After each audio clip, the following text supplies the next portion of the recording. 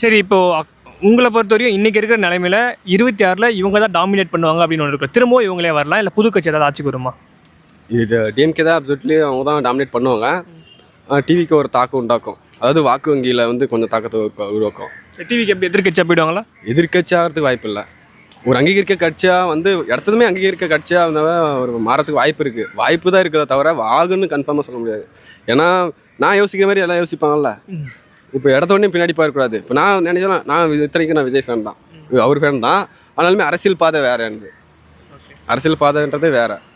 அதனால் நான் அதுதான் சொல்கிறேன்ல, அரசியல் வேறு, சினிமா வேறு. சினிமான்னு வந்தால் அவர், அரசியல்னு வந்தால் எனக்கு பிடிச்சால வேறு, அவரை தான் நான் சூஸ் பண்ணுவேன்.